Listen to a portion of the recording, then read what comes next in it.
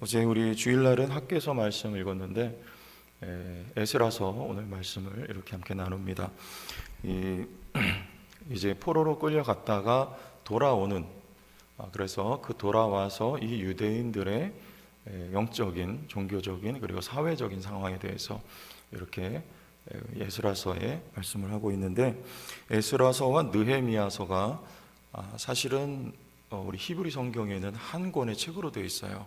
이게 같은 주제를 가지고 내용이 펼쳐져 가고 있고, 우리가 컴퓨터를 예를 들면 우리 컴퓨터 본체가 있고 또 모니터도 있고 이렇게 있죠. 그리고 그 안에 또 이렇게 부품들이 다 들어가는데 그거를 하드웨어라고 하잖아요. 그런데 그 하드웨어만 가지고 컴퓨터는 써먹을 수가 없습니다. 컴퓨터에는 하드웨어와 소프트웨어가 있어야 돼요.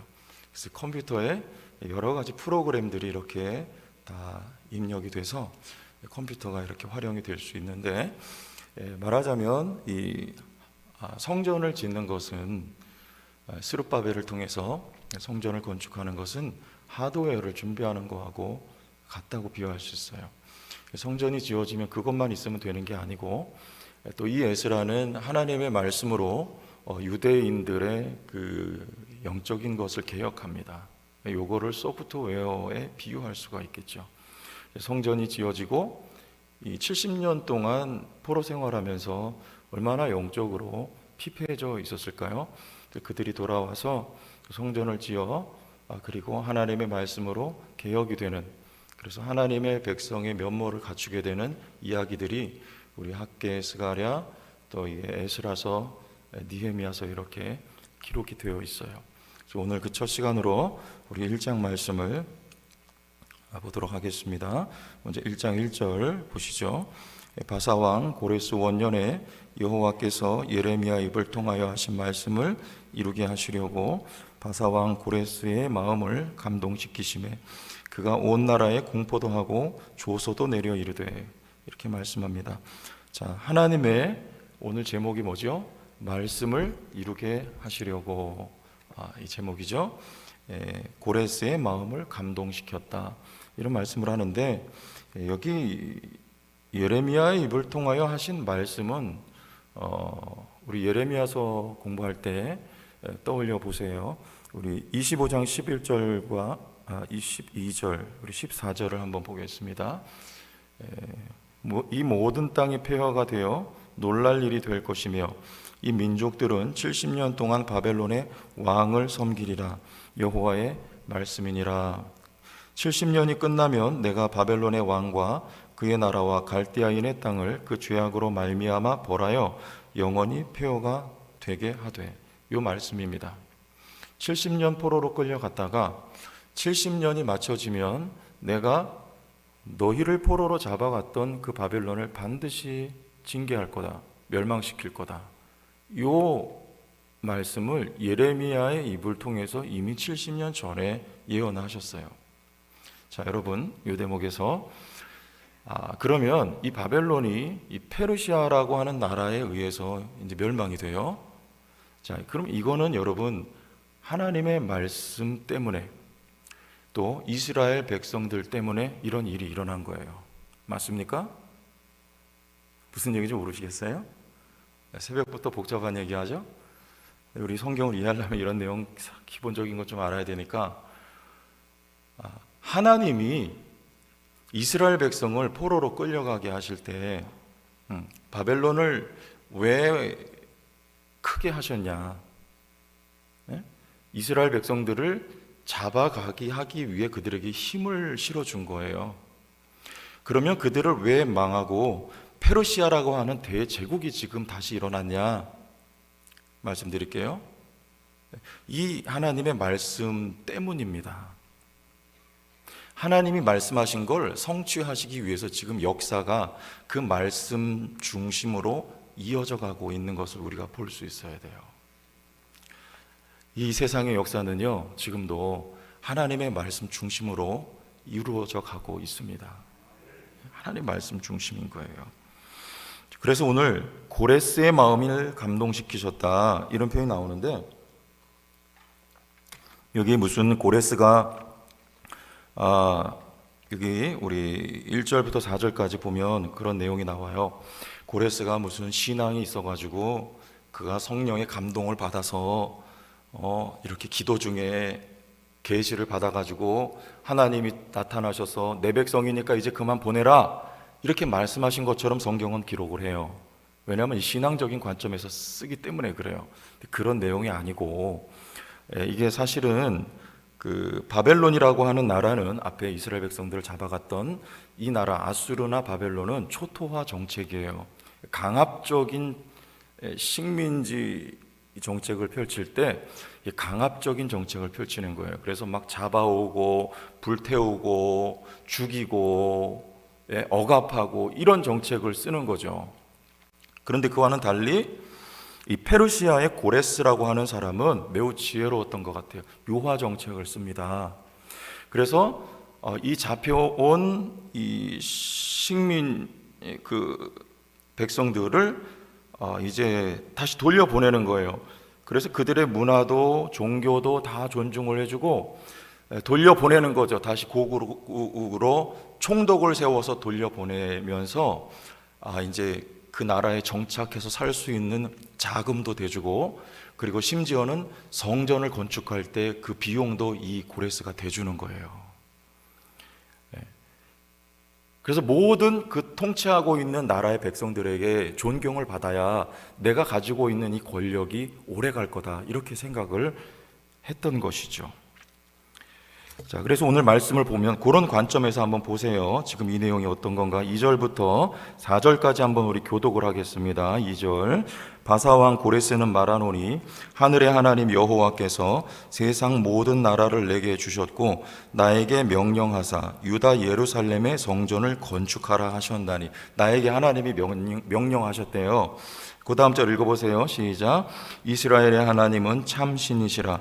너희 중에 그의 백성 된 자는 다 유다 예루살렘으로 올라가서 이스라엘의 하나님 여호와의 성전을 건축하라.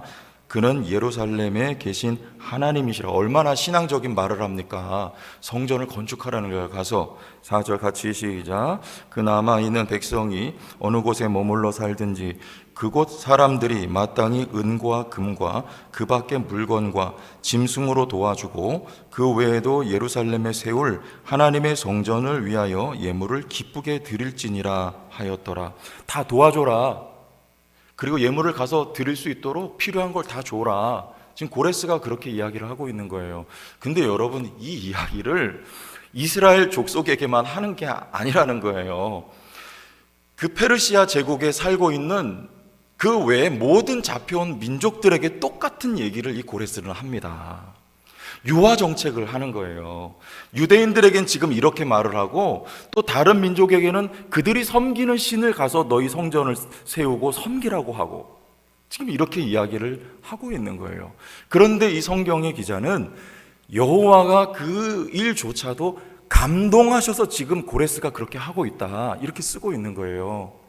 여러분, 이 세상의 역사에 많은 나라가 있고 많은 왕들이 있습니다. 자기들의 생각과 자기들의 방침과 자기들의 정책에 따라 나라를 운영해 나가고 이 역사를 이끌어 나가요. 그러나 하나님의 손 안에 있는 거예요. 하나님이 역사하고 계십니다. 하나님이 당신의 뜻을 이루어가고 계세요. 여러분, 내년에 대통령이 누가 될까요? 하나님께서 역사하십니다.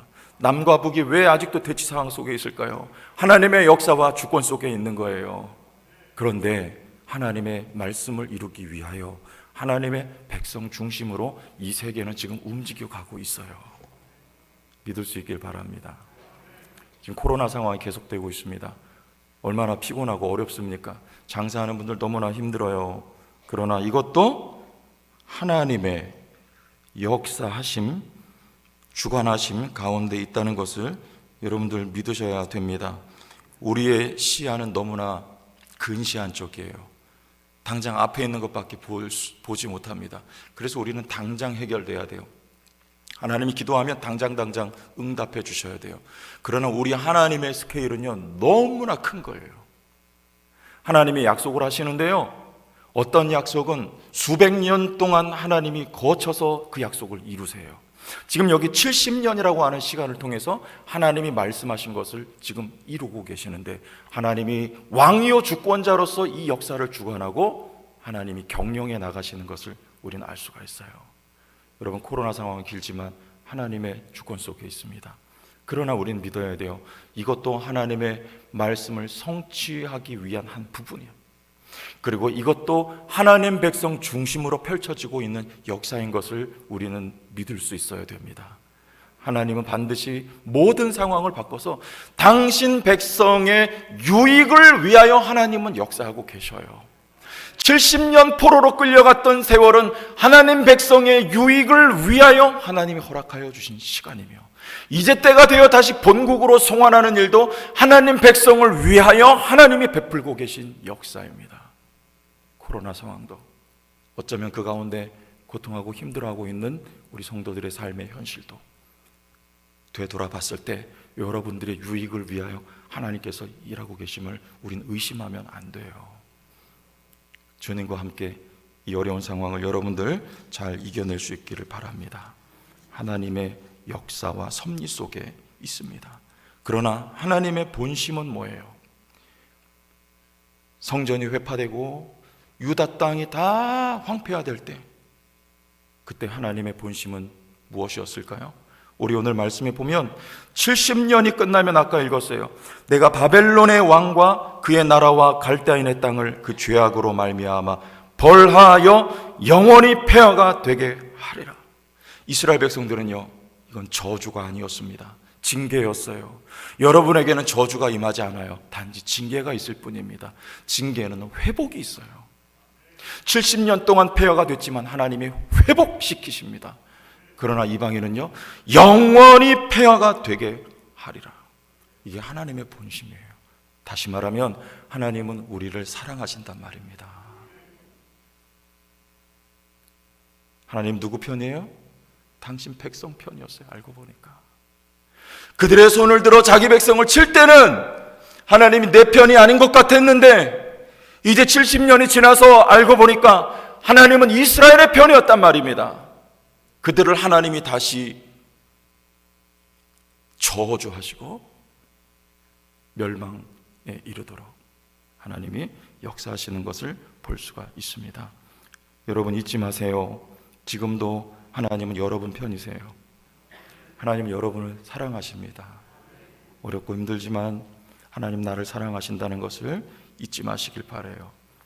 이 내용의 한 가지, 하나님 앞에 선한 도구로 우리는 사용되기를 바랍니다. 바벨론은 악역으로 쓰였어요. 여러분 명심하세요. 악역도 하나님 앞에 쓰여요. 그런데 악역은 반드시 버림받습니다. 반드시 버림받아요. 우린 선한 도구로 쓰임받아야 되겠습니다. 사울도 쓰임받았어요. 그는 악역이었어요. 반드시 버려지게 되는 거예요. 성경에 악역으로 쓰임받은 인물들은 너무나 많아요. 가룟 유다도 쓰임받았어요. 예수님을 십자가에 못 박는 일에 결정적인 역할을 가룟 유다가 했습니다. 그는 버림받고 말아요. 우리 신앙생활하면서도 악역도 있고 선한 역할도 있어요. 우리 모두는 선한 역할로 의의 도구요 병기로 하나님 앞에 쓰임받아야 될 줄로 압니다. 악역하지 마세요.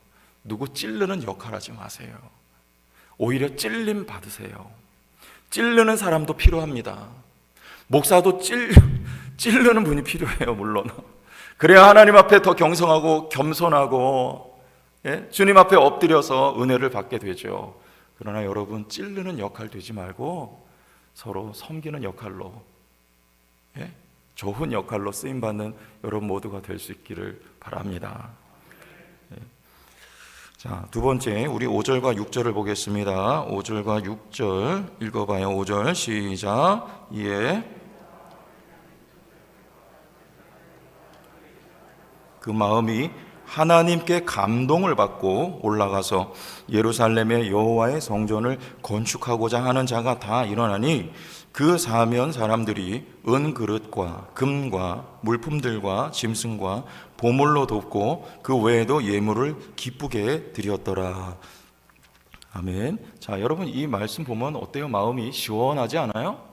이스라엘 백성들이 출애굽할 때도 하나님이 은혜를 주셔서 은금 패물을 다 얻게 하시고 출애굽하게 뭘 주셔서? 은혜를 주셔서. 은혜는 언제 임합니까? 하나님의 뜻 가운데 있을 때 은혜가 임합니다. 뜻 가운데 있으면 모든 게 물 흐르듯이 자연스럽고 복이 돼요. 뜻 가운데 있으면. 자, 지금 이스라엘 백성들이 포로로 바벨론에 끌려가는 게 하나님 뜻이었어요. 그런데 고집하고 남아있었던 사람들은요, 절대 그러면 안 된다. 이 거짓 선지자들이 남아있으라 그랬거든요. 근데 예레미야는 끌려가야 된다는 거예요. 왜? 하나님의 뜻이기 때문에. 너희가 가서 연단받고 새롭게 되어서 돌아와야 된다는 거예요.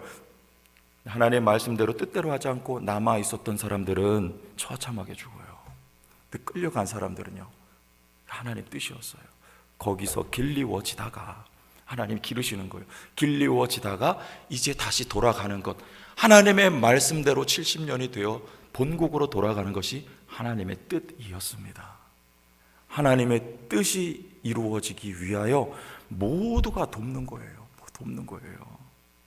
네?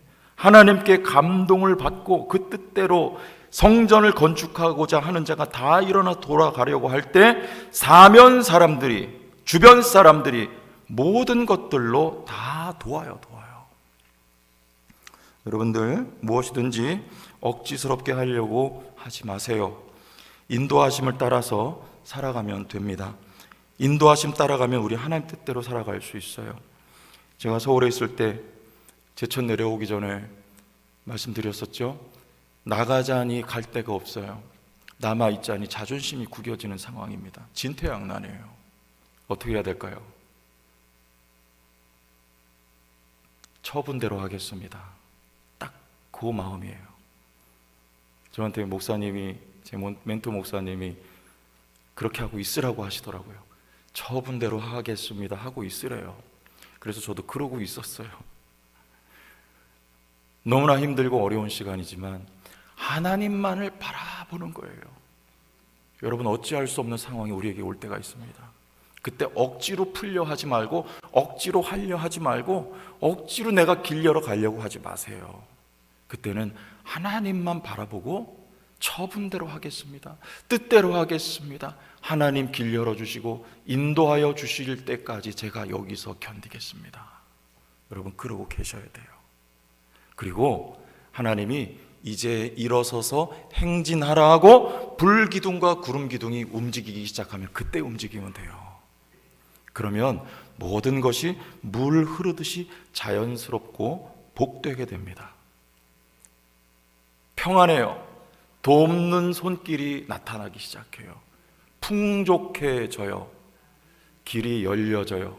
그 길로 가면 돼요. 그게 하나님 뜻이기 때문에 그래요. 그래서 우리는 늘 기도가 필요합니다. 늘 기도해요. 당신의 뜻대로 따르겠습니다. 성령의 감동하심이 저에게 있기를 바랍니다. 기도 가운데 성령의 감동이 있어야 됩니다. 없으면 기다려야 돼요. 성령께서 감동 주실 때까지, 성령께서 조명하실 때까지, 알려주실 때까지 여러분 계신 자리에서 하나님을 기다려야 됩니다. 소망해야 됩니다. 그가 길을 열어주시면 가야 돼요. 그러면 순조롭고 잘되고 사방에 돕는 손길들이 나타나기 시작해요. 그렇지 않으면 모든 게 다 억지스러워요. 갈등이 생깁니다. 불편해요. 힘이 듭니다. 이건 하나님의 뜻이 아니기 때문에 그래요. 그리고 열매가 없어요. 여러분, 기도 가운데, 뜻 가운데 살아가시기 바랍니다. 21일 동안 나와서 기도하시면서 주님의 뜻을 구하세요. 하나님, 처분대로 하겠습니다. 저는 당신만 바라보겠습니다. 여러분, 이 신앙 위에 하나님이 성령으로 감동하시고 역사해 주십니다. 반드시 역사해 주세요. 우리 세 번째 7절에서 11절 보시죠. 7절, 고레 소왕이 또 여호와의 성전 그릇을 꺼내니 옛적에 느부갓네살이 예루살렘에서 옮겨다가 자기 신들의 신당에 두었던 것이라. 우리 8절 읽겠습니다. 시작. 바사왕 고레스가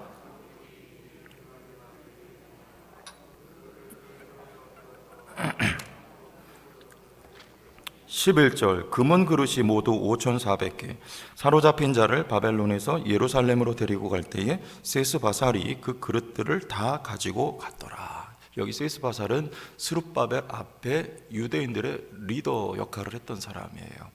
이제 돌아가면서 이 그릇들은 정체가 뭐예요? 성전에서 사용하던 그릇들이에요. 이제 예배할 때가 된 겁니다. 이 그릇들을 예루살렘 성전에서 바벨론으로 옮겨갈 때는 너희들은 이게 필요가 없어. 성전을 하나님이 무너뜨릴 때는 너희들은 지금 성전이 필요가 없어. 이 말이에요. 성전도 너희들에겐 지금 소용이 없고 거기 있는 금, 은, 기명들도 너희에겐 소용이 없어. 그래서 하나님 다 뺏어가는 거예요. 그러나 그들 안에 70년 동안 그들의 중심이 하나님께 대한 사랑이, 마음이, 정성이, 신앙이 회복되었을 때 이 모든 게 필요한 거예요. 중심이 없는데 건물이 무슨 소용이며 은금 기명이 무슨 소용입니까? 그 장소에서 그 기구들을 통하여 하나님 앞에 예배한들 양다리 걸치고 여호와도 섬기고 바알도 섬겼던 그들에게 그게 예배가 되겠느냐 말입니다. 하나님이 그때 그것을 빼앗아가 버리는 거예요. 그리고 그들을 연단 훈련하여 이제 하나님의 백성으로 중심이 새롭게 되었을 때 이것이 필요하니 그게 예배입니다. 그게 성전인 거예요. 우리들에게 회복돼야 될 건 이 중심이에요. 하나님을 사랑하는 마음이요, 우리의 중심이요, 뜨거운 신앙이요, 하나님께 대한 열정이요, 이것이 있으면 모든 것이 예배를 위한 도구가 되는 거예요. 돈도, 건강도, 지위도, 자손들의 잘됨도, 주변의 평안도, 우리의 중심이 하나님을 향하면 모든 것이 예배의 도구가 됩니다. 모든 것이 의미 있는 것이 됩니다. 모든 것이 하나님 앞에 가치 있는 것들이 돼요. 그러나 우리의 중심이 뭉개져 있으면 모든 건 다 필요 없어요. 하나님이 순간 앗아가 버려 잠시 보관하고 계세요. 언제까지? 우리의 중심이 회복될 때까지. 그리고 회복되었을 때 모든 것을 다시 돌려주십니다. 오늘 말씀에 뭐래요? 여호와의 감동을 받고 5절에 올라가서 예루살렘에 여호와의 성전을 건축하고자 하는 자가 다 일어나네. 이들이 중심이, 신앙이 회복되었어요. 이것이 성전 건축입니다. 본질이에요. 핵심이에요. 우리 제천 성도교회 이 성전 건축이 불일 듯이 일어날 수 있기를 예수님의 이름으로 축복합니다. 성령이 역사하시고 여러분의 삶에 여호와의 영광이 가득한 역사가 앞으로 계속될 줄로 믿습니다.